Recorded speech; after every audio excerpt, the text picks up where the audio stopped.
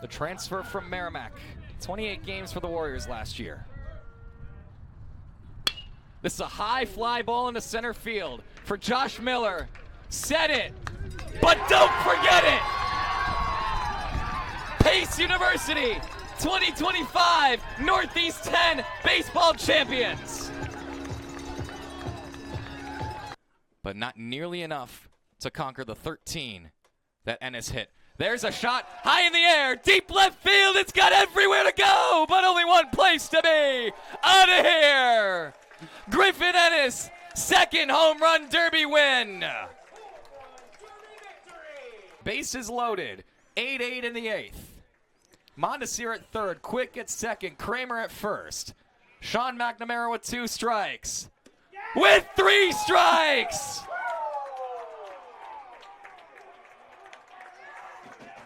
And this game's still tied. Vermont is up to 46 sacrifices. This is on the ground. It functions as such unless they go to third, and it's scooped out of the dirt by Chadwell. Across the diamond, double play! Jimmy Chadwell converts on the second out. And there are 2 gone, only a man at second left. Haker already has a home run this season. The first pitch to him, he breaks his bat. It doesn't matter. The bat dies, the biggest hero of Friday, May 31st. It's a tie game. Here's a 2-2 offering. Line shot into center field. It's going to fall in front of Gianno Merlonghi for a base hit. This will move the carousel. They got a chance for a force play at third. He's out. That's going to be a fielder's choice. 8-5. Guevara takes a hold of this one, places it into left field. This is going to give AIC their first lead of the game. 2 runs are in. Leandro Guevara, what a find. He's showing bunt with 2 strikes. He drops it down. This is a fair ball. DeLucia's going to go to third, and he airmails it. This is going to bring in a run. Here comes Hepner. This one's going to go all the way to the left field corner. Following in behind Dominic Rivera. A 2-run fielder's choice. And Pace leads 5-0. Bottom of the first inning coming up in Springfield, Massachusetts. There is a look at the reigning Northeast 10 Baseball Championship MVP. Michael Gaddy getting the start here for the New Haven Chargers. His numbers are sparkling. 9th start of the year, 3-1 the record, over 45 innings pitched. He's got an ERA of 3, which is second best amongst qualifiers in the league. 62 walks, 62 strikeouts to 15 walks. Those numbers are top 10 in their respective categories in the league. Opponents hitting .271 against him, 1.42 whip. He will take on Yaudy Ramirez, who's just been absolutely excellent for this AIC team. .369, 4th in the NE10, 8 long balls, 40 driven in, .427 on base percentage, OPS of 4 digits, and he's the program's record holder and conference leader in stolen bases this season, 31 for 34. Yaudy Ramirez went yard on the first pitch he saw from the New Haven Chargers on Friday. This time he takes up high, ball 1. This is the part of the order that Gotti saw the last time he faced AIC. It was interesting. He was trying to get a save, and that's what caused his ERA to even hit 3 in the first place. It was .262 entering that game. But after seeing the nine hitter, Yaudy Ramirez turned over the lineup with a single, and then Josh Rometta hit a walk-off home run against Gotti. This was Gaddy's second relief appearance in the last 2 years. The first one was in the final game of the NE10 tournament, the final 4 innings to close out the Franklin Pierce Ravens and get New Haven the NE10 championship. The 1-1. Ramirez anxious for that fastball. It's 1-2. This is the first right-handed starter that AIC has seen against these New Haven Chargers, and given that it's Michael Gaddy, maybe they're not so excited for the relief, but New Haven left-handed pitching held AIC lefties to just 5 for 30 in the 3-game series. The 1-2. Ramirez strikes out on a beautiful sequence and a breaking ball from Gaddy, and 1 away. Yeah, I don't think we're going to see the same Michael Gaddy that we saw on that was Friday. He didn't even have very bad stuff in that appearance. AIC just tagged him for it, and I think it's just going to be very different this time. They have their man on the mound. Well, now here's that matchup. This is the matchup that clinched AIC home field in this game. As Josh Fermetta took Michael Gaddy deep. One of just 2 home runs that Gaddy has allowed this season. Fermetta checks in 299 with 6 round trippers, 38 RBIs. Had 2 home runs in the series. And there is absolutely nothing that AIC bats can do right now. Count is 1-1, and there has been no contact with the baseball yet. There was a foul ball in the previous at-bat. Oh, was there? Yeah, just barely. There was a foul tip went in out of the glove. Well, there's contact, but it's foul over us. Also of note, that appearance for Gaddy was the first time in the season he's been held without a strikeout. Gotten at least one in every other appearance. Of course, it was his shortest appearance of the year by a long shot. On Gaddy's 1-2 pitch from Meta will stay alive. And obviously that trend is going to stay that way because he already has a strikeout today. It's nice you can get that little stat that probably nobody cares about out of the way. The old announcer's jinx, some might say, but we will take no responsibility because it has been covered. Yeah, before I even said it. To run back the 1-2 for Meta, pops this one up, and we'll run it back a second time. Fastball's got life today. It's worth noting that it was a beautiful day on which Gaddy pitched on Friday. It was about, what do we think, high 70s, low 80s. It's significantly colder today. We're still in the 60s as it stands right now, the 1-2. Got him. More late life on that fastball for out number 2 and strikeout number 2. Yep, they can't find it. He's spotting it well, too. He's spotting it on the corners. He's been pairing it pretty well with what I believe is a slider, whatever off-speed breaking pitch that is. But he's just putting them in places that AIC can't really touch them. And if they do, they can just foul it off. Here's a chance for Leandro Guevara. It's at 329, 7 long balls, 31 RBIs on the season, but he is just 4 for his last 21, a 965 OPS.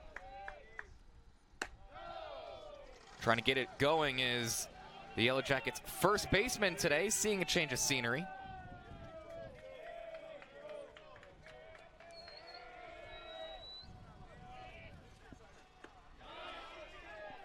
Yep. Check swing, and Leandro Guevara goes around. It is 1-1.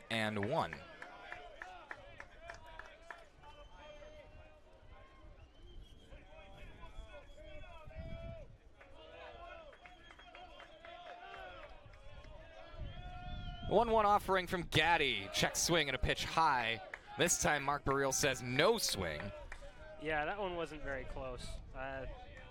Doesn't hurt to check, but he pretty much held the bat on his shoulders.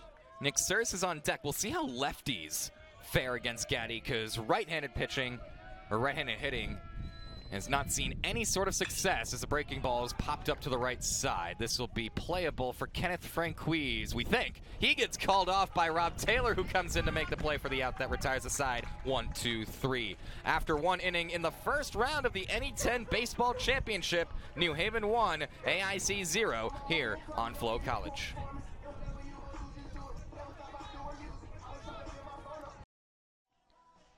The day is done for Vincent Civitella, and now he awaits his bullpen, and what he hopes is that they will continue their season into the NCAA tournament. Civitella's final line looks like this. He went 5 innings. He can qualify for the win. He does qualify for the win. 3 hits, 2 earned runs, 1 walk, 5 strikeouts. Did allow a home run over facing 20 men. He threw 86 pitches, of which 49 were strikes. And now that gives way to Robert Gilchrist. He's making his 7th appearance out of the bullpen this year, 11th overall. He's 0-1 with a 6.15 ERA over 26 and a third innings pitched. Opponents are hitting .280 against him, and he struck out 21. It's worth noting, though, that he's also walked 21, 1.86 whip as we go to the bottom of the 6th. Nader Wachter, Jackson Marshall, Jake Paisano. Wachter and Marshall are a collective 0 for 4 today. as the first pitch to Wachter is inside. Two of the elite hitters in the NE10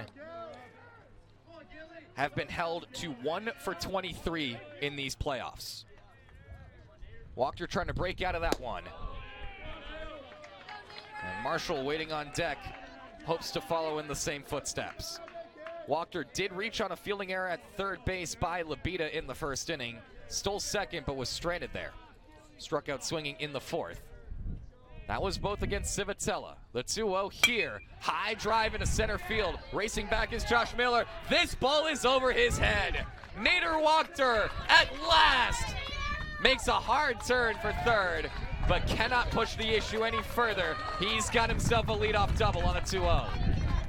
Yeah, I'm sure he knew he was going to get a pitch to hit with a 2-0 count.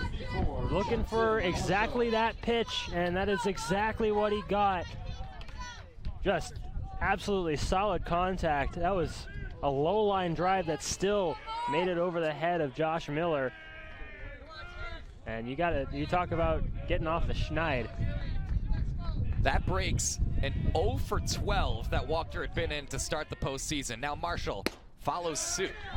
Can he follow suit in the results department? He takes a strike. That is a batted ball that I so wish we had batted ball stats on.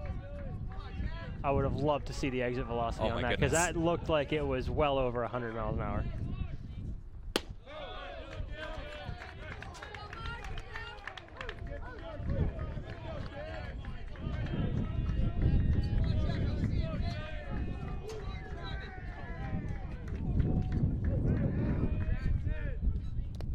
That one gets through the catcher. I think that's a pass ball. And on to third goes Wachter with a key run to climb into the deficit. Yeah, it looked like he got crossed up. Was expecting a fastball, got a breaking ball instead, and it went right through his legs.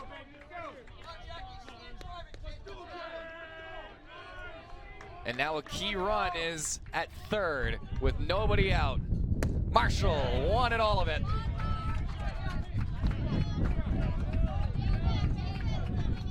Well, all it takes is a single to get the run home and start a brand new rally.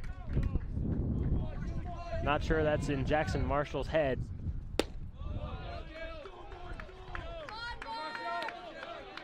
Looks like Gilchrist missed his spot there. Fills up the count at 3-2.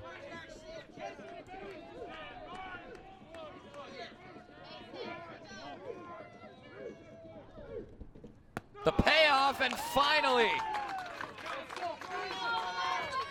Jackson Marshall is on base in the championship series.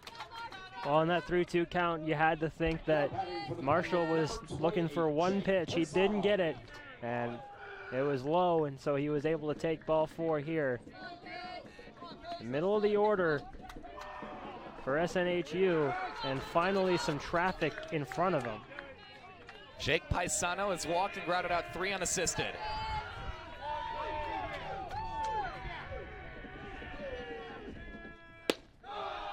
First pitch misses outside to Paisano. Named third team all-conference this year in a very hurried visit to the mound. Nobody's up yet for Pace. They must think the margin is big enough as it is. Yeah, they hope that Gilchrist gives them as many innings as they can.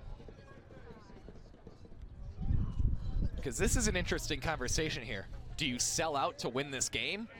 Or do you kind of hedge your bets a little bit here and keep some of the most valuable guys available for a potential winner-take-all game 3? Well, I think the good thing to think about for Pace is that they haven't had to use that many pitchers this weekend.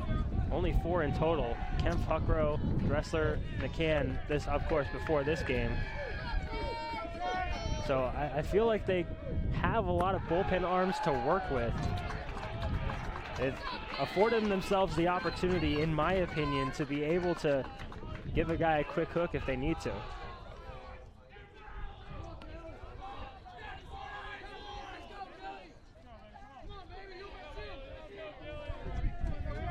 9 pitches, make that 11 pitches, just 3 strikes for Gilchrist. First appearance in this postseason. And Paisano, sensing the inaccuracy of Gilchrist, takes a strike. Yeah, he's not a big fan of that call, but it was right on the inside corner, and it was pretty clear that they've been told not to swing unless they see a great pitch to hit.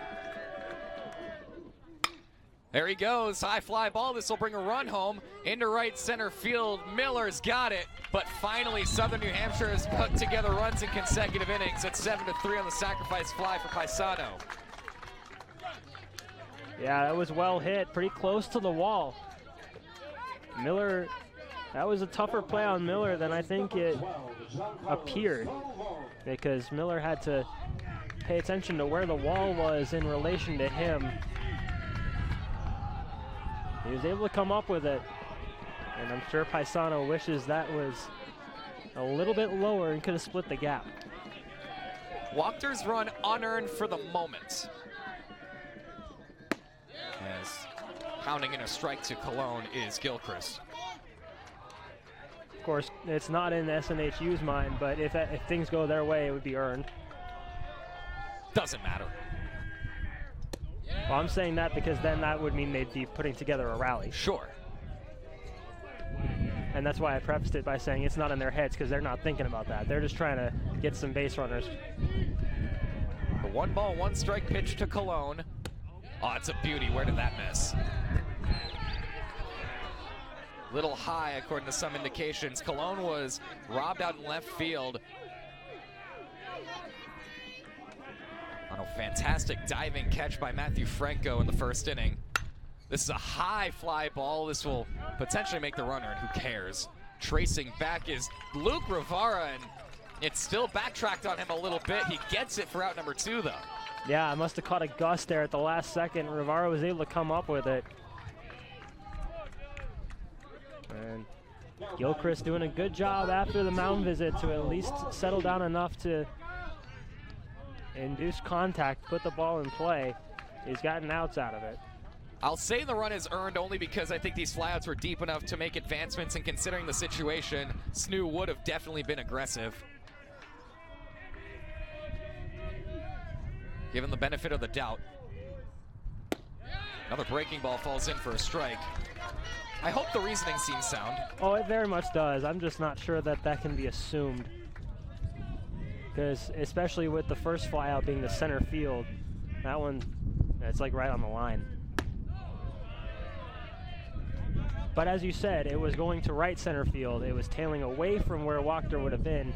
Miller would have had to change momentum suddenly to get it in and keep Wachter from advancing if he was still on second base. So I think I'm inclined to agree with you.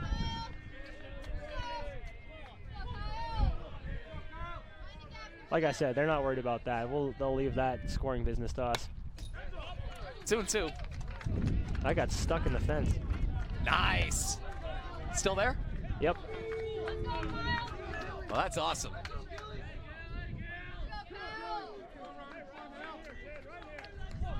Ruben Fernandez seemed oblivious to it, even though it went right behind him. And he's locked in on the pitcher. Yeah. As Gilchrist comes home with a 2-2 and foul tipped in the mitt for strike 3 by Levine. So Southern New Hampshire gets 1.